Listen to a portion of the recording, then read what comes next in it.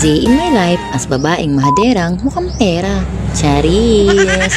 Ang babaeng full-time mom na ngayon ay pinasok ang mundo ng showbiz, pagbablog. Kasi nga mukhang pera. Charis! Samahan niyo nga pala akong pumunta sa aming farm. Sa farm ng aming kapitbahay.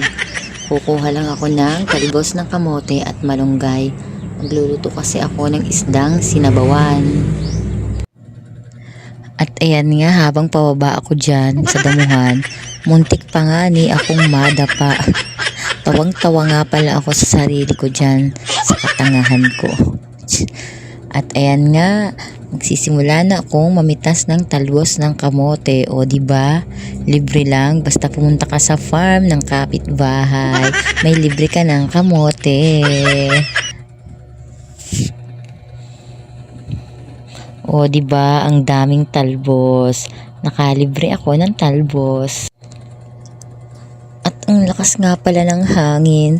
Lamig na lamig ako dyan. Parang gusto ko nang kayakap ng asawa ko. Kerengkeng, charis. At ayan nga ni, kukuha naman ako ng malunggay.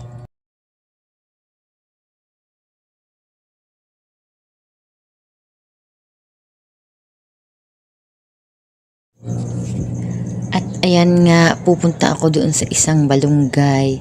Napakataas. Ayan. At aking tatalunin para ako yung makakuha ng malunggay. O, nagmala Superman ako dyan. Superwoman.